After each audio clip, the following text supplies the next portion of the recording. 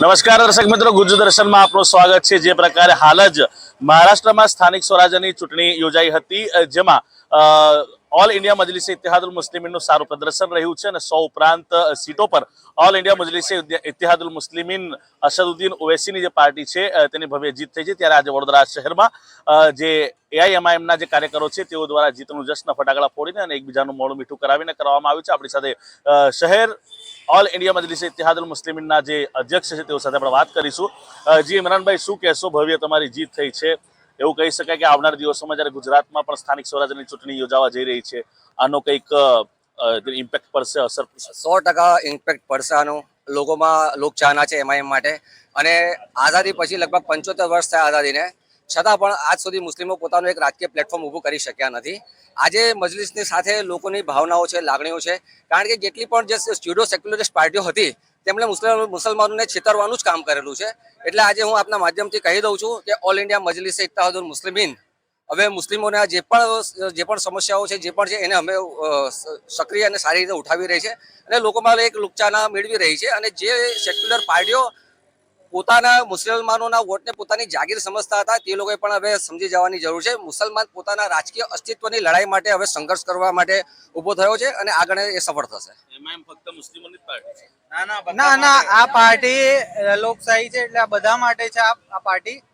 ને લોકો કહી રહ્યા છે બી ટીમ છે, પણ આ બી ટીમ નહીં। તમે જોઈ રહ્યા છો, બિહારમાં જોઈ લો, પછી રાણા રણજીત બી ઉભા હતા અને હવે આજે 125 સીટ આવી છે, એમાંથી 3 થી 4 સીટ તો નોન મુસ્લિમ છે।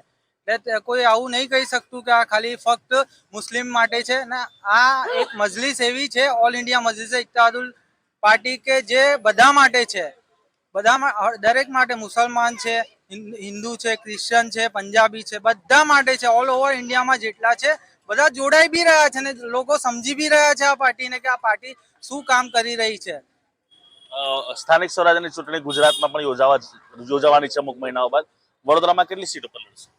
જો જેટલા પણ મુસ્લિમ બહુલ ઇલાકા છે અમે ત્યાં પ્રયત્ન કરીશું, અને જે પણ નિર્ણય આવશે તે અમારા ગુજરાતના જે પ્રદેશ પ્રમુખ છે સાબિરભાઈ કાબલીવાલા, તેમના આદેશ મુજબ જે પણ નિર્ણય હશે તે અમે આપને જણાવીશું। હા, લોકોમાં અને કાર્યકરોમાં ઉત્સાહ છે કે અમે આ ચૂંટણીમાં લડીએ, અને એ પ્રકારની અમારી પોતાની પણ તૈયારીઓ થઈ રહી છે।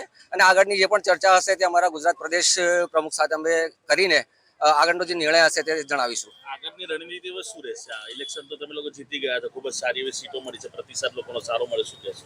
આ ઇલેક્શનની પછી એક વાત ક્લિયર થઈ જાય છે કે જે બી પોલિટિકલ પાર્ટી અત્યાર સુધી મુસ્લિમને, દલિતોને અને આદિવાસી લોકોને જે ફક્ત વોટ બેંક ગણતી હતી, એ લોકો એ પાર્ટીને સીધો મેસેજ છે કે હવે આ લોકો બી મજબૂત થઈ રહ્યા છે, સિયાસતમાં આવી રહ્યા છે, પોલિટિક્સમાં આવી રહ્યા છે।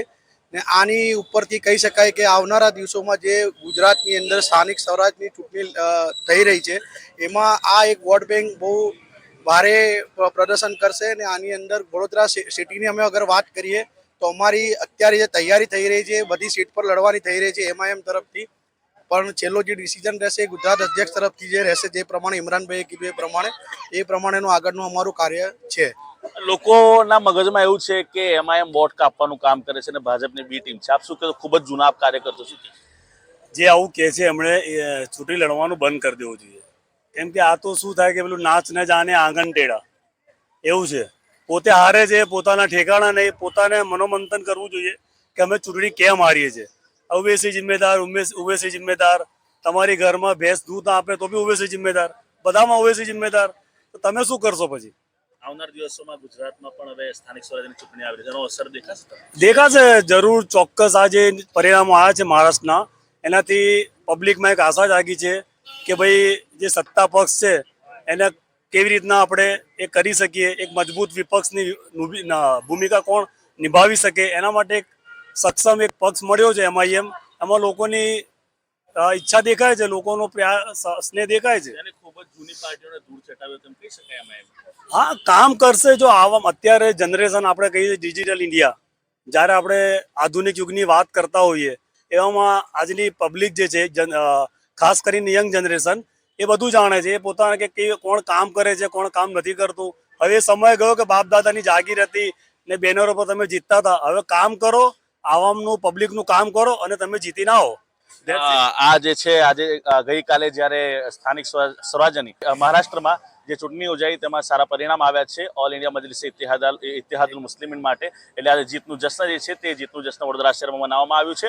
હવે જે પ્રકારે સારો પ્રતિસાદ ગુજરાતના પડોશી રાજ્ય એટલે મહારાષ્ટ્રમાં મળ્યો છે તે જ પ્રકારે આવનાર દિવસોમાં જ્યારે ગુજરાતમાં પણ સ્થાનિક સ્વરાજ્યની ચૂંટણી યોજાવાની છે ત્યારે કયા પ્રકારનો પ્રતિસાદ AIMIM ને મળે છે તે તો જોવાનું રહ્યું. કેમેરામેન સલીમ ગોડાવાલા સાથે હું આદિલ પટેલ, ગુજ્જુ દર્શન, વડોદરા.